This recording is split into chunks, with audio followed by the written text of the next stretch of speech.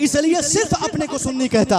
मैं आपको बताऊं साहब, उस वक्त वो लोग कोई तारीख नहीं बता पाते जिस वक्त सुन्नी खाली सुन्नी थे, मगर सुन्नियों की जमात में एक जमात ऐसी भी आई जिस जमात के मौलवियों ने मुस्तफा करीम के ताल्लुक से ये लिख दिया कि वो मरकर मिट्टी में मिल गए, नौज़बिल्ला। वो सुन्नी जमात वहां पर मौजूद थी, उनके बाप दादा मौजूद थे, मगर उसकी बगावत में उन्होंने कलम नहीं उठाया। उस वक्त जब अल्लाह झूठ बोल सकता है का अकीदा रखने वाले इसी भारतवर्ष में पैदा हुए, उसने किताब लिखी, दुनिया को बता दिया कि ऐसा माहौल क्रिएट हो गया। उसने बताया कि मज़ारात पे जाना शिर्क है, मगर ये सारे सुन्नी कहलाने वाले इनके बाप दादाओं के मज़ारात थे, मगर इन लोगों ने खामोशी से उनकी बातें सुन ली, जवाब नहीं दिया। जवाब आज से 125 साल पहले इसी हिंदुस्तान की सरजमीन पर किसी जगह से हम सुन्नियों के लिए आया, वो सिर्फ बरेली की सरजमीन है। बरेली से जवाब आया, बरेली ने जवाब दिया, और ऐसा जवाब हथियार की शक्ल में बरेली शरीफ से हमें दिया गया जो सुन्नी इस्तेमाल करते शौक से। इसलिए जब हथियार बरेली का इस्तेमाल करते तो लक़ब और खिताब भी बरेली का इस्तेमाल होगा। किताबें बरेली की इस्तेमाल होती है तो अल्फाज और खिताब भी बरेली के इस्तेमाल होंगे। आप बोलते हम सुन्नी हैं, हम आला हज़रत को नहीं मानते, मगर उनके पास भी फतवे की किताब आप तलाश करें तो आज की तारीख में जिनको बरेली से नफरत है उनकी अलमारी में भी फतवाए रज़विया मौजूद है, जो कहता है कि साहब हम आला हज़रत को सही दिल से समझते नहीं, आला हज़रत ने ये किया वो किया, मानना जरूरी है क्या, ईमान का हिस्सा है क्या, आला हज़रत को नहीं मानेंगे तो क्या मुसलमान नहीं रहेंगे क्या। इस तरह की गलाजत भरी बातें करते। किस सुन्नी ने कहा कि आला हज़रत को मानना मुसलमान बनने के लिए जरूरी है? कोई सुन्नी नहीं कहते, मगर यह मोहब्बत की बात है, यह अकीदत की बात है, यह चाहत की बात है, यह उल्फत की बात है। जिस शख्सियत ने हमारे ईमान और अकीदे की हिफाजत के लिए पूरी जिंदगी कुर्बान कर दिया, तो हमने भी अपना अकीदा बना लिया कि वो आला हज़रत का नाम हमारे ईमान और अकीदे से जुड़े। नारे तकबीर, नारे रिसालत, मसलके आला हज़रत, मसलके आला हज़रत, उलमाए अहले सुन्नत, नारे तकबीर, नारे रिसालत, पेशवाए अहले सुन्नत वल जमात बन गए। आलमे इस्लाम की वो एक जरूरत बन गए। यूं नवाजा अपनी रहमत से मेरे सरकार ने।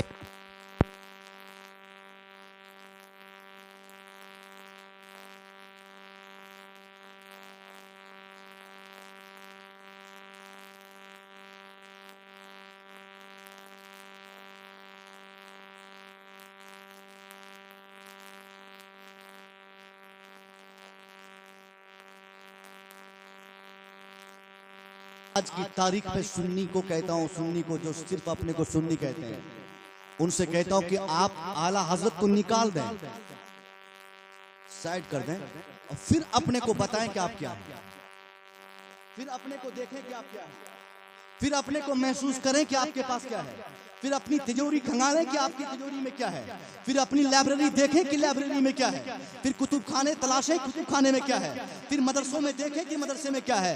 और एक आला हज़रत रख लेने का नतीजा ये निकलता है, इतनी बरकतें आती हैं कि आदमी आला हज़रत का नाम लेता है और सामने वाला समझ लेता कि ये आला हज़रत वाला है, गोया ये फतवा रज़विया वाला है, ये आला हज़रत वाला है, ये मुफ्ती आज़म हिंद वाला है, ये आला हज़रत वाला है, ये सच्चा सुन्नी सही अकीदा मुसलमान है।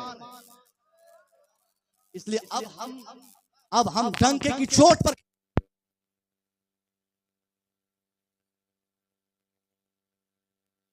की महफिल की अजमतों को अगर आप पायमाल करेंगे तो इस महफिल से बरकतें आपको नहीं मिल सकती है। मैं क्या कि कोई भी खतीब आके 1000 घंटे खिताब कर गए, तकरीर पे तकरीर होती रहे, शायरी पे शायरी होती रहे, सिर्फ एक मनोरंजन के अलावा आपके सामने कुछ दिखाई नहीं देगा। यही वजह है कि अभी आपने देखा ना, लाइन लगी हुई थी, पीछे से लड़के भाग गए, वहां से भाग गए, वहां से भाग गए। क्या मतलब हुआ?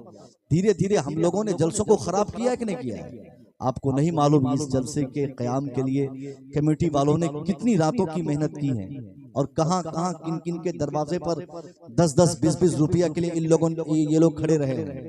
ये सब भूले भाले हमने सिर्फ क्या किया, साहब की कैमरा ले लिया, आ गए, जब मन किया तब रहे, जिसको दिलचस्पी जिसमें दिखानी हो दिखाए, जिस खतीब में, जिस शायर में, जिस नकीब में दिलचस्पी खूब दिखाए, उसके बाद हम अपना कैमरा समेटे भाग गए या कुर्सी छोड़े भाग गए। ये सारी चीजें बता रही है कि आने वाले दिनों में हमारा जलसा भयानक रूप लेने वाला है। ऐसा भयानक रूप लेगा कि हमारी जमात का कोई भी जिंदा दिल आलिम इस जलसे में आना पसंद नहीं करेगा, कभी नहीं। आप 50,000 दीजिएगा, बिकने वाला मौलवी जाएगा, जिंदा दिल नहीं जाएगा। और धीरे धीरे स्टेज पर जाहिलों का कब्जा होगा। फिर यहाँ से पैगाम नहीं जाएगा, यहाँ से सिर्फ मनोरंजन होगा, यहाँ से सिर्फ आपको खिलाया जाएगा, यहाँ से सिर्फ आपको हंसाया जाएगा।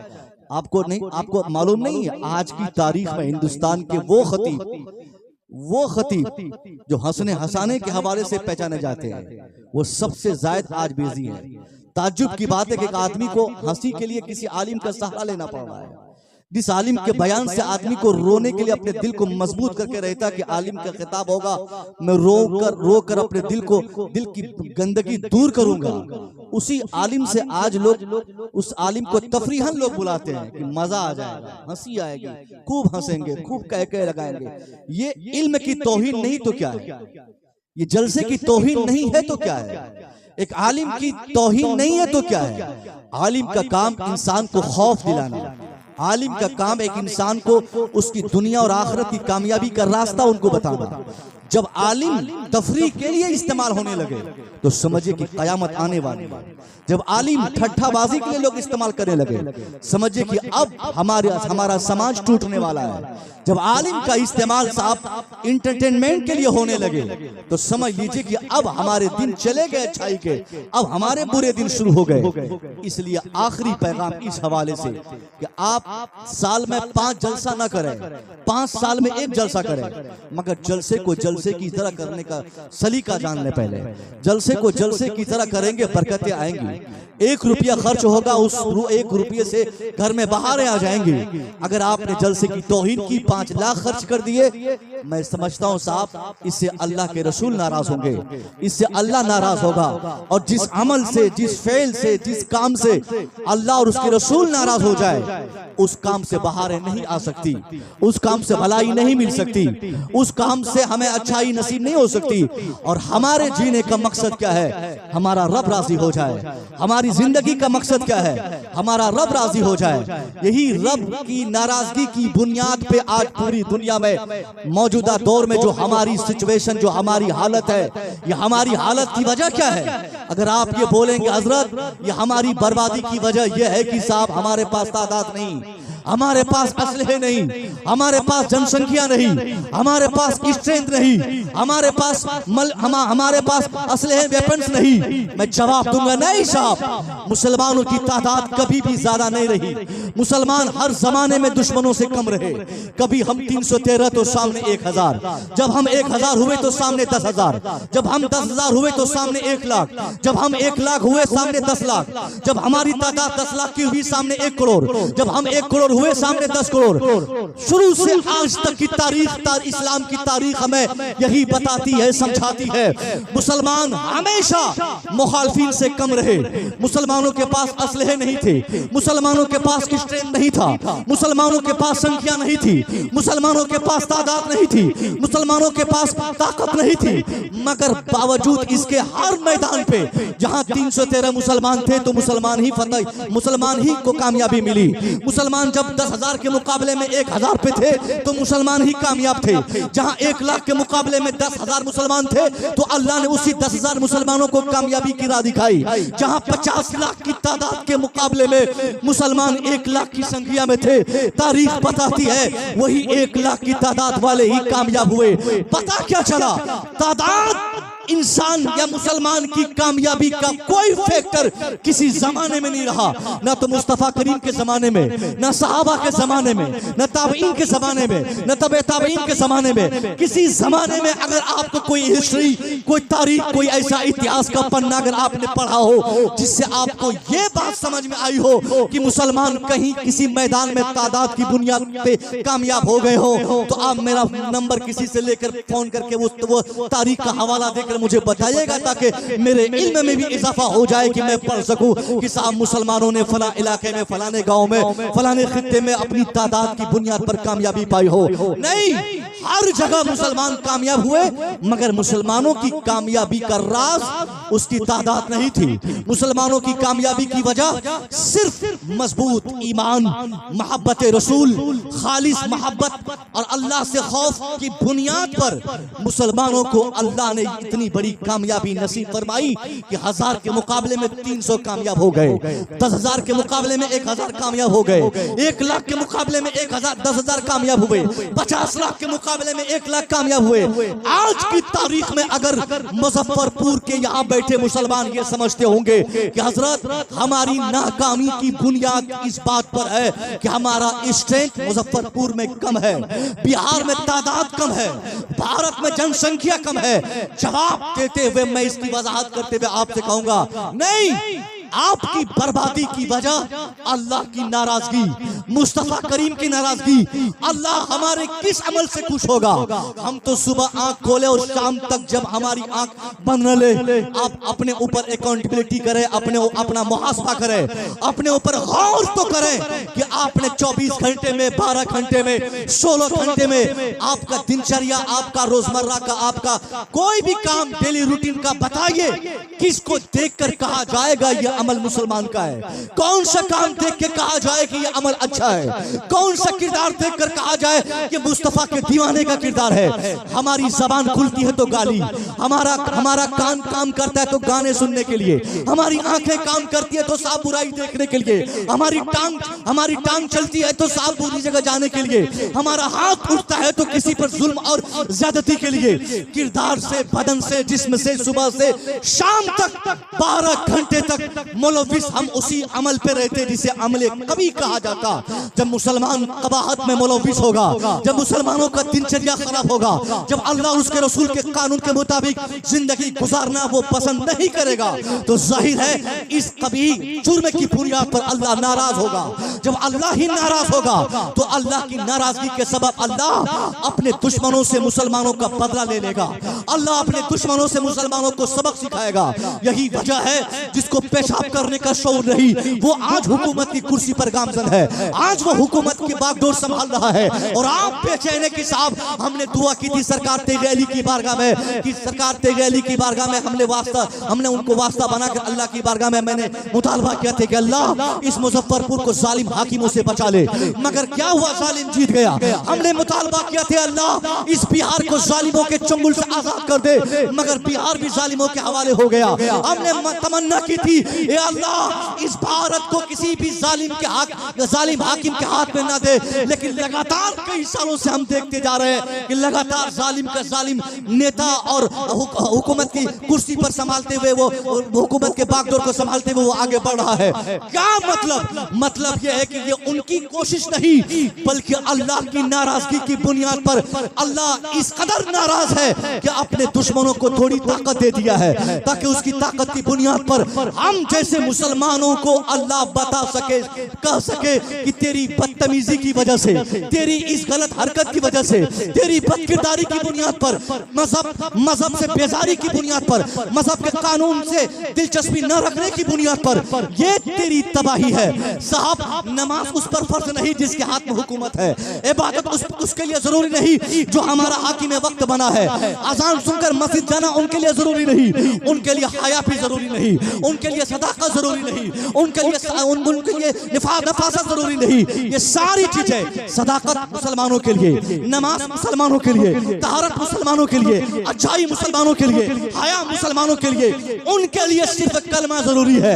उनके लिए सिर्फ जरूरी क्या है कि वो कलमा पढ़ के मुसलमान बन जाए। मगर जो ऑलरेडी मुसलमान है, अब जब मुसलमान है तो सच उन्हीं को बोलना है, बेहयाई से उन्हें परहेज करना है, उनको बदफेली से रुकना है, उनको नमाज कायम करनी है, उनको रोजा पे अमल करना है, उनको ज़कात देना है, उनको अगर हज की अगर उसके अंदर कैपेसिटी है तो हज करना है। यानी हम अगर मुसलमान हैं तो 50 तरीके से हम फराइज हम पर आयद होंगे। नमाज पढ़ेंगे, रोजा रखेंगे, हज करेंगे, ज़कात देंगे, अच्छाई करेंगे, अच्छाई बोलेंगे, बेहयाई नहीं करेंगे। ये सारी हुकूमत अब हमारे अंदर जो जालिम है, आप कहेंगे हजरत जालिम को हुकूमत मिल गई, वो नमाज नहीं पढ़ता फिर भी वो हाकिम है, वो रोजा नहीं रखता फिर भी अल्लाह की अता उनके साथ, वो सच नहीं बोलता फिर भी अल्लाह की मेहरबानी उसके साथ। मैं कहूंगा हाँ, हम मुसलमान हैं, सच बोलना हमारे लिए जरूरी था, उनके लिए नहीं। अच्छाई हमारे लिए जरूरी थी, उनके लिए नहीं। बदतमीजी से बचना हमारे लिए जरूरी था, उनके लिए नहीं। मगर हमने क्या किया, सिर्फ एक कलमा पढ़ा, बाकी 1000 गुनाहों को हमने अपने दामन में जोड़ लिया। साहब वो कौन सा अमल है, आप अपने कलेजे पर हाथ रख के बोलिए। बेटा, भतीजा, भाई, बूढ़ा, छोटा, नौजवान, बच्चा, सारे लोग अपना अपना मुहासबा करें। वो सोचे तो सही, हमारा कोई अमल हम दिखा सके कि ये बेस्ट मुसलमान, अच्छे इंसान, बेहतर मुसलमान का ये अमल है जो हम दुनिया को बता सकते हैं कि ये हमारे लिए बेहतर है, और यही अमल हमारी दुनिया बनाएगा, और यही अमल हमारी आखिरत बनाएगा। कोई अमल नहीं। नमाज हमने छोड़ा, अजान की बेहुरमती हमने की, तिलावत से हमने मुंह मोड़ा, बेहयाई हमने की, बदतमीजी हमने की, झूठ हमने बोला, फाहिश हमने किया। फिर कौन से अमल की बुनियाद पर अल्लाह हमसे राजी होगा? जब अल्लाह ही राजी नहीं होगा तो रहमतें नहीं आएंगी, बरकतें नहीं आएंगी, भलाई नहीं आएंगी, खैर की उम्मीद करना बेकार। अब एक ही रास्ता है, अपने रब को राजी किया जाए, अल्लाह को राजी किया जाए। अगर अल्लाह राजी नहीं होगा, कलकत्ता की कमाई से कुछ नहीं रहेंगे। अल्लाह राजी नहीं होगा, मुंबई की कमाई आपको कुछ नहीं करेगी। अल्लाह राजी नहीं होगा, दिल्ली की कमाई से आप में भलाई नहीं आएगी। अल्लाह राजी नहीं होगा, आपका गांव आपके लिए काल बन जाएगा, आपका समाज काल बनेगा, आपकी सोसाइटी काल बनेगी, आपका बेटा मुसीबत बनेगा, आपकी बेटी मुसीबत बनेगी, आपका आलीशान मकान मुसीबत बनेगा। कोई चीज ऐसी नहीं होगी जिससे आपको सुकून मिलेगा। सुकून अगर चाहते हैं तो सिर्फ अल्लाह की इबादत कीजिए, सिर्फ अल्लाह की इबादत में सुकून है, अल्लाह के जिक्र में सुकून है, अल्लाह की रजामंदी में सुकून है, अल्लाह के लिए मरने जीने में सुकून है। यही एक काम मुसलमानों से नहीं हो पाता, जिसकी बुनियाद पर रोजाना की खबर है। रोज कभी साहब अमृतसर में, कभी क्या बोलते कि वो आगरा में, कभी उत्तर प्रदेश के किसी और जगह पर रोजाना देखा जा रहा। मजहब पूछा जाता, मार दिए जाते मुसलमान के बच्चे। उसका मजहब पूछा जाता, काट दिए जाते। मुसलसल 5-7 सालों में, खास तौर पे आमतौर पे 10-11 सालों में जो मुल्क के हालात बदले हैं, ये साफ संदेश है। हम मुसलमानों ने दुआएं की थी, आपने दुआएं की थी, हमारे पीरों ने दुआएं की, सबकी दुआएं मरदूद कर दी गई। क्यों? क्योंकि हमारे यहाँ बेहयाई है, हमारे यहाँ बदतमीजी है। हमने किताबों में पढ़ा है, जहाँ बेहयाई रहती है वहाँ खैर व बरकत के फरिश्ते नहीं आते हैं, जहाँ बदतमीजी होती है वहाँ बरकतों का नुज़ूल नहीं होता है। आज हमारा बेटा कमा कर दुनिया भर में थक चुका, बाप हाथ मलते कहता हजरत महीना लगने से पहले कर्जदार हो जाता हो, हजरत कमाई में बरकत नहीं। जवाब मिलता, कमाई में बरकत करने के लिए बेटे की कमाई बढ़ाना जरूरी नहीं, बल्कि बेटियों को हया का पैगाम देना ये जरूरी है, बेटियों को चलने का तरीका सिखाना ये जरूरी है, बेटियों को पर्दे का इंतजाम करने के लिए कहना ये जरूरी है। कौन मुसलमान ये दिलचस्पी दिखाता है, कौन ये जुर्रत आज की तारीख में दिखाएगा जो अपनी बेटी को समझा सके कि बेटी तुझे जीना किस तरह से है, तुझे मार्केट कैसे जाना है। आज हमारी मार्केटों में आप जाते हैं, आप देखते साहब कोई फर्क नहीं रहा, कोई फर्क नहीं रहा। कौन मुसलमान की बेटी, कौन गैर मुस्लिम की बच्ची, किसने कलमा पढ़ा, कौन मुसलमान घर से ताल्लुक रखती, कौन गैर इस्लाम घर से किनका ताल्लुक है, कोई फर्क नहीं रहा। अगर गैरों की बच्चियों ने जींस और टी शर्ट और बेपर्दगी को आम करने में दिलचस्पी दिखाई तो हमारी बच्चियां भी कोई कम नहीं। अगर उसने वो रील्स बनाया, इंस्टाग्राम पे अकाउंट उसके हुए, अगर उसने फेसबुक पर वीडियो अपलोड करना जरूरी समझा, उससे उसने मशहूर हो गई और शोहरत के लिए उसने ये काम किया, तो क्या मुसलमानों की बच्चों की रील्स नहीं बनती? क्या मुसलमानों की बेटियां रील्स नहीं बनाती? क्या मुसलमानों की बेटियां डांस नहीं करती? क्या मुसलमानों के शादियों में डांस नहीं होते? क्या हमारी शादियों में डीजे नहीं चलते? सारी कबाहत भरा अमल जो वहां पे था वो सब हमारे यहाँ है। उन लोगों ने डीजे चलाया, हमने भी डीजे किया। उन लोगों ने नाच करवाया, हमने भी नाच किया। उन लोगों ने बदतमीजी की, हमने बदतमीजी की। अब तो हालत ये हो चुकी है कि बहुत सारा काम, बहुत सारा ऐसा अमल जो आज उनसे ज्यादा हम उस पर गामजन है। आज हमारे बच्चे बगैर उसके आगे नहीं बढ़ते। आज हमारे यहाँ भी साहब वो हल्दी रस्म शुरू हो गई। किस किताब में किस मौलवी साहब ने आपको बताया हल्दी रस्म के बारे में? वो आपने कभी नहीं पूछा। किसने कहा ये डीजे रस्म के बारे में? आपने किसी से जानने की कोशिश नहीं की। बस पड़ोस में आपने देखा कि किसी ने शादी में डीजे में नाच करवाया, बदतमीजी की हद हो गई। मिलाद शरीफ पढ़ाने के बाद वही डीजे जिसपे अभी 1 घंटा पहले कुरान की आयत पढ़ी गई, जिससे अभी एक नात खान ने नात के अशार पढ़े, जिस डीजे और जिस माइक से तकरीर की गई, जैसे मौलवी साहब खाना खा के नजराना लेकर 2-4 कदम आगे बढ़े, अभी बाइक स्टार्ट करके गांव से गांव क्रॉस नहीं किए, ये बदतमीज लोग उसी डीजे पर वही गाना चलाकर उसी शादी की महफिल की इज्जतों को तार-तार कर देते। पूरी रात रस्म के नाम पर, पूरी रात सब बेदारी के नाम पर, पूरी रात हलवा और वो पूरी और पकवान के नाम पर हमने डीजे पर गाने चलाए। वो ढूंढ के हमारी घर की बेटियां लगवाई। अगर कोई घर की बेटियां किसी से कोई नहीं लगवाता तो बाहर की लड़कियों का मंगा के 10,000, 20,000, 50,000, 40,000, 1 लाख में डीजे करके नाच करवाता।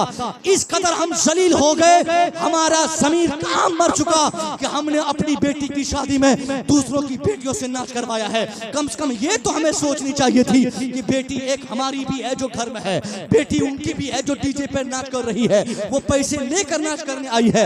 अगर हमारा ज़मीर जिंदा होता तो हम ये कह सकते कि साहब नहीं, अगर उसकी बेटी की इज्जत है, अगर हमारी बेटी की इज्जत है तो उसकी बेटी की भी इज्जत है। मैं अपनी बेटी की शादी या बेटे की ब्याह के मौके पे मैं किसी की बेटी की नाच पसंद नहीं कर सकता। कौन इतने बड़े मजमे में है, जरा आप बताइए कौन है? कोई है ऐसा जो मुसलमान चाहेगा कि उसको उसकी बेटी के बदले में 10,000 रुपया कोई डांस करने के नाम पे दे? कोई पसंद नहीं करेगा।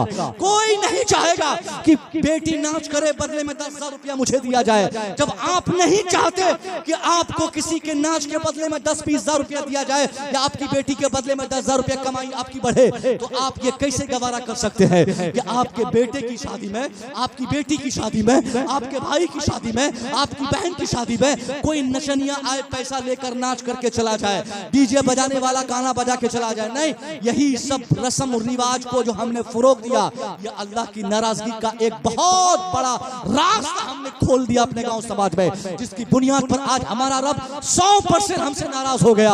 अगर हम कामयाबी चाहते हैं तो बहुत ज्यादा मगजमारी करने की जरूरत नहीं, अपने रब को राजी किया जाए, अल्लाह को राजी किया जाए। अल्लाह राजी होगा, ये दुनिया हमारे लिए जन्नत बन जाएगी, और अल्लाह ही नाराज रहेगा तो ये जन्नत बनी हुई दुनिया भी जहन्नम बन जाएगी। नारे तकबीर, नारे तकबीर, नारे रिसालत, मसलके आला हजरत, सरजमीन गनीपुर बेझा, फैज़ान औलिया कॉन्फ्रेंस, फैज़ान सरकार सुरकाही, फैज़ान महमूद अली शाह कादरी, मुफ्ती मुसव्विर रजा साहब किबला मिसबाही, लब्बैक या रसूल अल्लाह, लब्बैक या रसूल अल्लाह। हमारी कामयाबी की वजह ईमान की मजबूती। पहली चीज गौर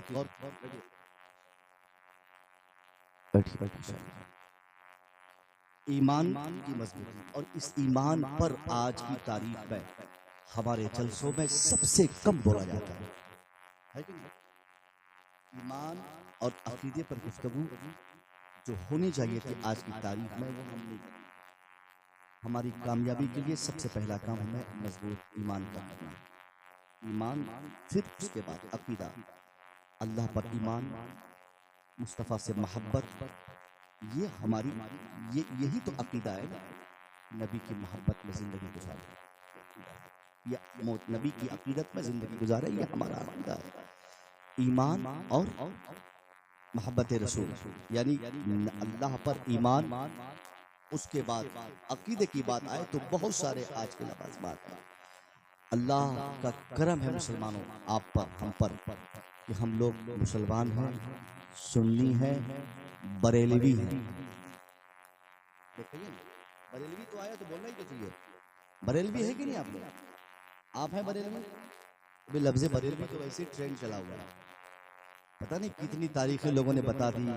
गौसे आजम बरेलवी थे क्या, क्या गरीब नवाज भी बरेलवी थे क्या, क्या फला साहब बरेलवी थे क्या? साहब ये क्या इसमें झंझट कर रहा है?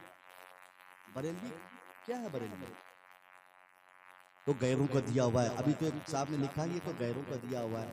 मैं मानता हूँ गैरों ने दिया है, हमें दे दिया, हमने ले लिया, अभी हमारी पहचान बन गई ना। अब हम ये ना कहें कि गैरों का दिया हुआ है, अगर हम अपने आप को बरेलवी कहेंगे तो हम अछूत हो जाएंगे, ऐसा नहीं है। ये वही लोग बोलते हैं जिनको, जो अपने आप को डिस्टर्ब समझते हैं मसले के आला हज़रत में, वही अपने को बरेलवी कहना है ना।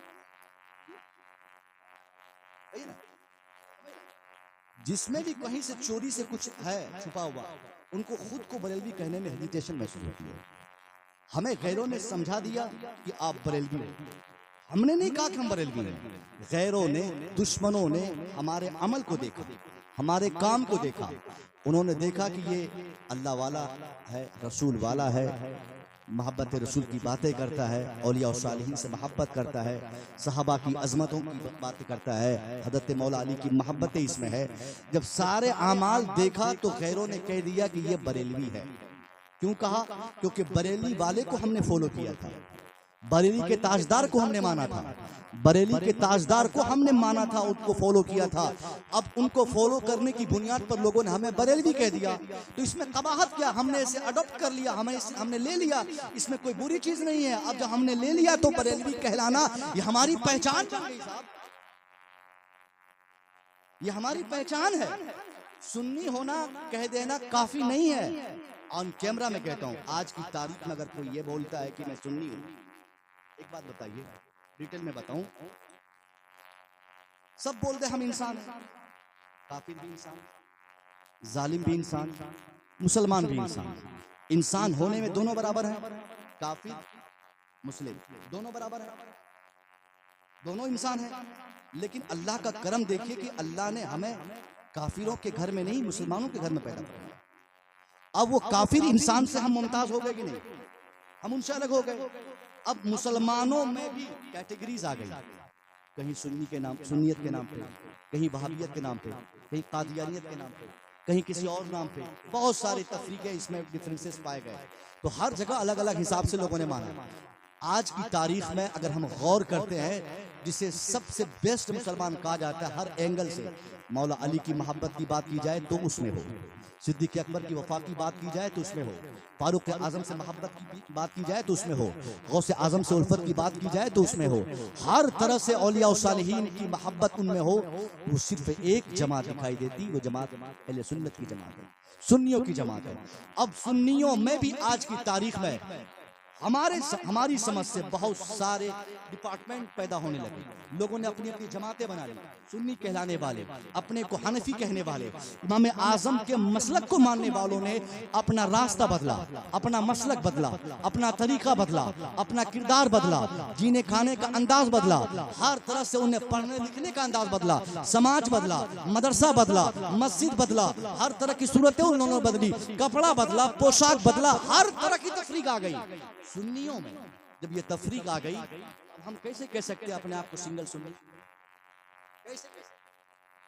सिर्फ सुन्नी कहलाने का हकदार हम तो हैं, मगर हमारे अलावा भी तो कोई और है, उनसे हमको बचना है ना, उनसे हमको अलग करना है। तो उनसे अलग करने के लिए सिर्फ सुन्नी कह देना काफी नहीं है। सुन्नी एंड बरेलवी, ताकि पता चले कि ये सुन्नी है, वो सुन्नी नहीं जिसका ताल्लुक कहता है कि इलाहाबाद से है,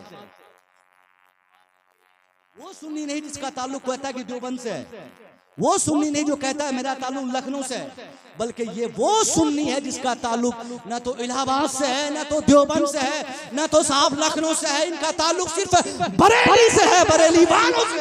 नारे तकबीर, नारे रिसालत, मसलके आला हजरत, फैजाने आला हजरत, बस्ती बस्ती करिया करिया, फैजाने सरकारे सुरकाही, सरजमीने गनीपुर बेजा।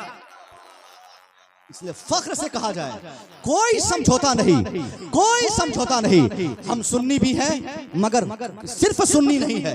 अगर कोई सिर्फ सुन्नी कहता है समझिए 50% सुन्नी 50% मिलावट है। समझिए 50% वो अहले सुन्नत का मानने वाला और 50% इनके अंदर कोई चीज कोई गलाजत फंसी हुई है। इसलिए सिर्फ अपने को सुन्नी कहता।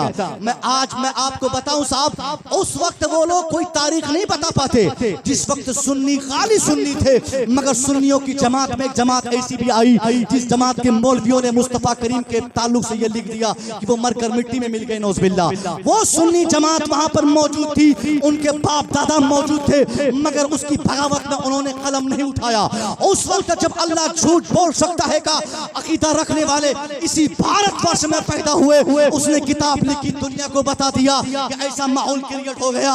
उसने बताया कि मज़ारात पे जाना शिर्क है, मगर ये सारे सुन्नी कहलाने वाले इनके बाप दादाओं के मज़ारात थे, मगर इन लोगों ने खामोशी से उनकी बातें सुन ली, जवाब नहीं दिया। जवाब आज से 125 साल पहले इसी हिंदुस्तान की सरजमीन पर किसी जगह से हम सुन्नियों के लिए आया, वो सिर्फ बरेली की सरजमीन है। बरेली से जवाब आया, बरेली ने जवाब दिया, और ऐसा जवाब हथियार की शक्ल में बरेली शरीफ से हमें दिया गया जो सुन्नी इस्तेमाल करते शौक से। इसलिए जब हथियार बरेली का इस्तेमाल करते तो लक़ब और खिताब भी बरेली का इस्तेमाल होगा। किताबें बरेली की इस्तेमाल होती है तो अल्फाज और खिताब भी बरेली के इस्तेमाल होंगे। आप बोलते हम सुन्नी हैं, हम आला हज़रत को नहीं मानते, मगर उनके पास भी फतवे की किताब आप तलाश करें तो आज की तारीख में जिनको बरेली से नफरत है उनकी अलमारी में भी फतवा रज़विया मौजूद है, जो कहता है कि साहब हम आला हज़रत को सही दिल से समझते नहीं, आला हज़रत ने ये किया वो किया, मानना जरूरी है क्या, ईमान का हिस्सा है क्या, आला हज़रत को नहीं मानेंगे तो क्या मुसलमान नहीं रहेंगे क्या? इस तरह की गलाजत भरी बातें करते।